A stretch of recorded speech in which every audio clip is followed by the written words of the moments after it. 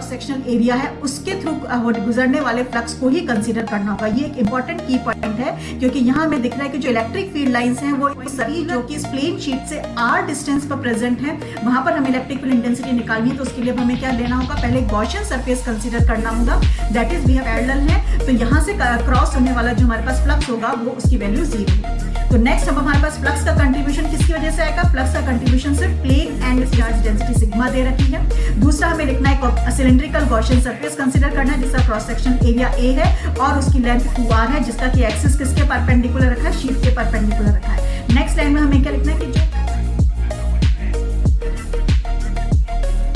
Article is field due to an infinite plane sheet of charge. तो सबसे पहले हम इसका वीडियो रिप्रेजेंटेशन देखते हैं, electric field due to an infinite plane sheet of charge.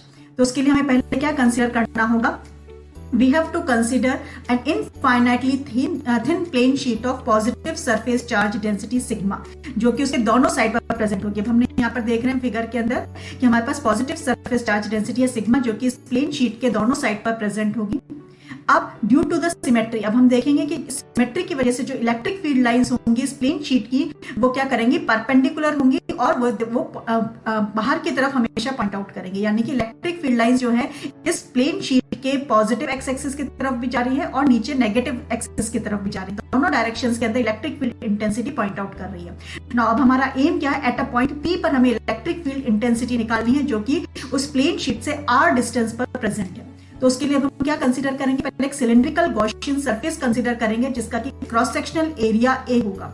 हमें फिगर में दिख रहा है कि इस गॉसियन सरफेस से जो इलेक्ट्रिक फील्ड इंटेंसिटी है वो परपेंडिकुलर बाहर की तरफ इससे निकल करके जा रही है, यानी कि इसके कर्व्ड सरफेस एरिया के पैरेलल हैं और उसके जो एंड कैप्स हैं उनको क्रॉस करते हुए जा रही है। दैट मींस इस डेरिवेशन के लिए हमें क्या करना होगा, इस गॉसियन सरफेस के एंड कैप्स यानी कि जो सर्कुलर क्रॉस सेक्शनल एरिया है उसके थ्रू गुजरने वाले फ्लक्स को ही कंसीडर करना होगा। ये एक इंपॉर्टेंट की पॉइंट है, क्योंकि यहाँ हमें दिख रहा है कि जो इलेक्ट्रिक फील्ड लाइंस हैं वो सर्कुलर एंड कैप्स दोनों साइड के सर्कुलर एंड कैप्स को क्रॉस करके जा रही हैं, यानी कि वे दोनों ही केवल इलेक्ट्रिक फ्लक्स के लिए कंट्रीब्यूट करेंगी, जबकि जो कर्व्ड सरफेस एरिया है उसके पैरेलल है तो वो वहां से हमारे पास कोई कंट्रीब्यूशन नहीं जाएगा। नेक्स्ट हम क्या एज्यूम करेंगे कि जो गॉसियन सरफेस है इस गॉसियन सरफेस में हमारे पास क्यू अमाउंट का चार्ज जो है वो प्रेजेंट है।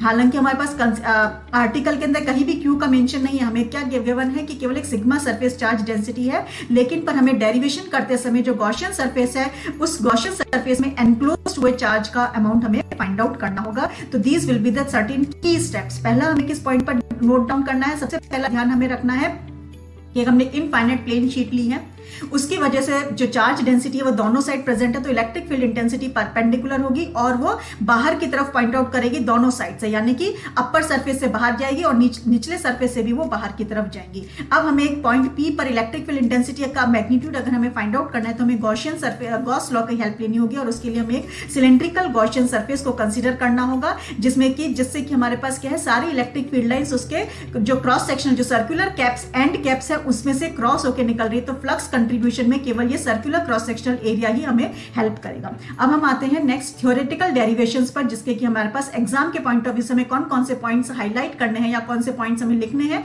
तो उस पर हम आते हैं। तो उसके लिए हम यहाँ पर देख रहे हैं हमने एक thin infinite plane sheet of charge with uniform surface charge density sigma को कंसीडर किया है। एक हमने ये इनफाइनाइट प्लेन शीट ली है, हमने इसका सिग्मा सरफेस चार्ज डेंसिटी ले रखी है। इसकी वजह से हमें पॉइंट पी पर हमें इलेक्ट्रिक फील्ड इंटेंसिटी को फाइंड आउट करना है। तो हमें फिगर से क्लियर है कि जो पॉजिटिव सरफेस चार्ज डेंसिटी की वजह से जो इलेक्ट्रिक फील्ड लाइंस है वो दोनों साइड से बाहर की तरफ पॉइंट आउट करेंगे, यानी कि इस सरफेस के दोनों तरफ हमारे पास इलेक्ट्रिक फील्ड इंटेंसिटी की डायरेक्शन हमें मिल गई है। नाउ अब हमारे पास एम क्या है कि एक पॉइंट पी जो कि इस प्लेन शीट से r डिस्टेंस पर प्रेजेंट है वहां पर हमें इलेक्ट्रिक फील्ड इंटेंसिटी निकालनी है। तो उसके लिए हमें क्या लेना होगा, पहले गॉसियन सरफेस कंसीडर करना होगा, that is we have to choose a cylindrical Gaussian surface. वो किस टाइप का सिलेंड्रिकल गॉसियन सरफेस होगा, जिसका कि क्रॉस सेक्शनल सरफेस एरिया हमें यहाँ पर a मानना है, दोनों एंड कैप्स के अंदर हमारे पास cross sectional surface area a माना है उसका अपना एक कर्व्ड सरफेस एरिया है जिसकी की टोटल लेंथ हमारे पास किसके बराबर हो जाएगी, 2r के बराबर रहेगी और क्रॉस सेक्शनल एरिया उसका a के बराबर होगा। नाउ हमारे पास हमें मालूम है कि जब भी हमें यहाँ पे इलेक्ट्रिक फील्ड इंटेंसिटी निकालनी तो गॉस लॉ की हेल्प हमें लेनी होगी। उससे पहले सबसे पहला हमारा जो स्टेप होगा, इस गॉसियन सरफेस को हमें 3 एरियाज में डिवाइड करना है। सबसे पहला एरिया हमारे पास ये एंड कैप का आएगा, क्रॉस सेक्शनल एरिया। दूसरा हमारे पास ये आएगा कर्व्ड सरफेस एरिया और तीसरा एरिया हमारे पास आएगा थर्ड एंड कैप जो पीछे की तरफ हमारे पास आ रहा है। तो 3 एरिया में हम इसको डिवाइड करते हैं। तो सबसे पहले हम अपना कंसंट्रेशन इस सेकंड एरिया यानी कर्व्ड सरफेस एरिया पर देखते हैं। तो कर्व्ड सरफेस एरिया के एक्सिस के पैरेलल के परपेंडिकुलर हमने इस प्लेन शीट को रखा है। तो दैट मीन जब भी अगर हम इसका डीएस एरिया लेंगे तो उसका एरिया वेक्टर हमारे पास पॉजिटिव वाई एक्सिस में जाएगा। यहां हमें क्या नजर आ रहा है कि अगर हम कर्व्ड सरफेस एरिया लेते हैं तो उसका जो एरिया वेक्टर है वो एरिया वेक्टर हमारे पास कहां पर जाएगा, पॉजिटिव वाई एक्सिस में जाएगा। इस कर्व्ड सरफेस एरिया की वजह से के लिए जो इलेक्ट्रिक फील्ड इंटेंसिटी है वो पॉजिटिव एक्स एक्सिस में जाएगी, यानी कि एरिया वेक्टर और इलेक्ट्रिक फील्ड के बीच का जो एंगल बनेगा वो 90 डिग्री बनेगा। तो इस वजह से जो हमारे पास फ्लक्स का कंट्रीब्यूशन आएगा, flux is equals to E dot ds हम लिखेंगे। नाउ इस ई डॉट ds को जब हम सॉल्व करेंगे तो ई ds और इनके बीच का एंगल cos 90 डिग्री आएगा, यानी कि हमारे पास नेट वैल्यू क्या आएगी, 0। तो इसलिए हम कह सकते हैं कि हमारे पास जो कर्व्ड सरफेस एरिया की वजह से जो फ्लक्स कंट्रीब्यूशन है उसकी वैल्यू हम यहाँ पर 0 कंसीडर करेंगे। तो हमारे पास बचा क्या, इसके लिए अब हमारे पास 2 ही एरियाज हमें लेने हैं, एंड कैप्स के ही पहला एरिया और ये थर्ड एरिया। तो अगर हम फर्स्ट एरिया को कंसीडर करें तो उसका एरिया एलिमेंट, एरिया वेक्टर भी हमारे पास कहां जाएगा, इलेक्ट्रिक फील्ड की डायरेक्शन में जाएगा। इसी तरह से थर्ड फिगर को हम देखें तो उसका एरिया वेक्टर भी हमारे पास परपेंडिकुलर एंड नॉर्मली आउटवर्ड जाएगा। तो ये 2 हमारे पास एरिया वेक्टर की डायरेक्शन हमारे पास आ गई है इन दोनों क्रॉस सेक्शनल एरियाज के लिए।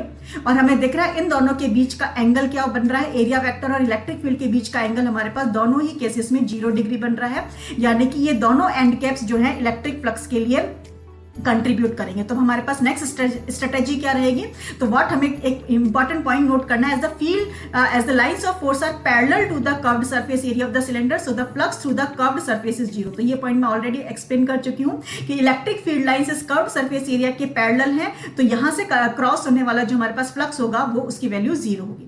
तो नेक्स्ट अब हमारे पास फ्लक्स का कंट्रीब्यूशन किसकी वजह से आएगा, फ्लक्स का कंट्रीब्यूशन सिर्फ प्लेन एंड फेसेस की वजह से आएगा। तो यहां हमने देखा फाई ई की वैल्यू क्या आएगी, ई ए प्लस ई ए। तो ये स्टेप मैं नाउ लेट मी एक्सप्लेन, मैं आपको एक्सप्लेन करती हूँ कि ये स्टेप हमारे पास कहां से आ रहा है।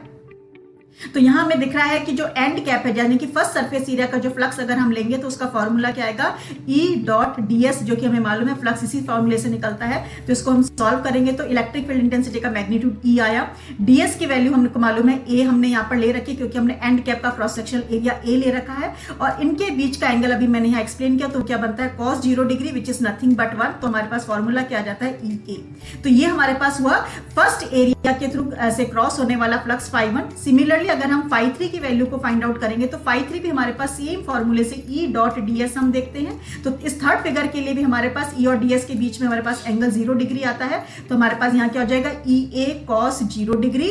तो यहाँ भी हमारे पास EA आएगा। तो net flux passing through this Gaussian surface is EA plus EA। तो इसको हम टोटल को ऐड करेंगे तो हमारे पास वैल्यू आ जाती है ट्वाइस ऑफ EA। नेक्स्ट हमारे पास स्ट्रेटेजी क्या रहेगी, अब हमें इस गॉसियन सरफेस में एनक्लोज होते हुए चार्ज का मैग्नीट्यूड निकालना है। तो ये सबसे पहला हमने पहले फ्लक्स निकाल लिया है बाय डेफिनेशन। सेकंड हमें निकालना है charge enclosed by the Gaussian surface. अब ये फॉर्मूला हमारे पास क्या कहां से आया, हमें मालूम है surface charge density sigma is equals to charge upon area होता है। तो हमारे पास इस गॉसियन सरफेस का जो क्रॉस सेक्शनल एरिया है वो हमने a माना है। तो हम चार्ज का फॉर्मूला क्या, इस इक्वेशन को रीअरेंज करेंगे तो q की वैल्यू क्या आएगी, q is equals to sigma into a। Now next step हमारे पास अगेन हमें क्या लेना है, गॉसेस लॉ की हेल्प से फ्लक्स के फॉर्मूला लिखना है। तो phi E is equals to q by epsilon naught. तो अगेन हमने देखा केवल 3 स्टेप्स हमारे डेरिवेशन सॉल्व होता है। तो पहला हमारे पास फ्लक्स आ रहा है बाय डेफिनेशन, ये हमारे पास आया है बाय डेफिनेशन। दूसरा फ्लक्स हमें लेना है बाय गॉसेस लॉ, और इन दोनों को हम इक्वेट करेंगे। नेक्स्ट स्टेप में हम इन दोनों को इक्वेट करेंगे तो हमारे पास क्या मिलता है, दोनों का आरएचएस साइड हमने ले लिया, यानी twice of E A is equals to, यहाँ पर हम Q की जगह क्या रख रहे हैं, sigma into A upon epsilon not रख रहे हैं। इसको रीअरेंज करेंगे तो हमारे पास E का फॉर्मूला क्या जाएगा, sigma upon twice of epsilon naught. तो ये हमारा फाइनल एक्सप्रेशन हो गया जो कि हमें बताता है कि electric field intensity due to a uniformly charged infinite plane sheet distance के ऊपर डिपेंड नहीं करती। यहाँ इस फॉर्मूले में कहीं पर भी R नहीं आ रहा है कि हम कितने ही पॉइंट, भले ही उस शीट के कितना ही पास में हो, चाहे कितना ही दूर क्यों ना हो, हमारे पास इलेक्ट्रिक फील्ड इंटेंसिटी का मैग्नीट्यूड हमेशा कॉन्स्टेंट बना रहेगा, सेम बना रहेगा। तो दैट इज अ इंपॉर्टेंट की पॉइंट हियर। तो नेक्स्ट हम क्या देख रहे हैं कि इसमें वेक्टर नोटेशन हम इसको किस प्रकार से इसको सॉल्व दिखा सकते हैं। तो वेक्टर नोटेशन में हमारे पास ये रिप्रेजेंटेशन आ जाएगा, E vector is equal to sigma upon twice epsilon n cap, where n is the radial unit vector in a plane normal to the plane and is going away from it, यानी n cap जो है इस direction में हमारे पास normal vector आएगा। तो ई और N cap की डायरेक्शन हमेशा सेम रहेगी।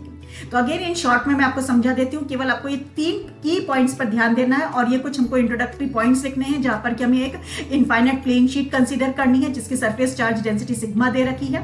दूसरा हमें लिखना है सिलेंड्रिकल गॉसियन सरफेस कंसीडर करना है जिसका क्रॉस सेक्शन एरिया ए है और उसकी लेंथ 2r है, जिसका कि एक्सिस किसके परपेंडिकुलर रखा है, शीट के परपेंडिकुलर रखा है। नेक्स्ट लाइन में हमें क्या लिखना है कि जो गॉसियन सरफेस है उसका कर्व्ड सरफेस एरिया फ्लक्स की तरफ कंट्रीब्यूट नहीं करेगा, क्योंकि उससे क्रॉस होने वाले कर्व्ड सरफेस एरिया से क्रॉस होने वाले फ्लक्स की वैल्यू 0 होगी।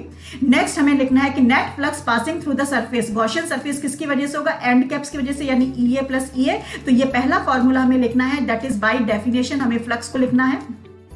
सेकेंड स्टेप में हमें charge enclosed by the Gaussian surface लिखना है, इसकी मैग्नीट्यूड निकालना है।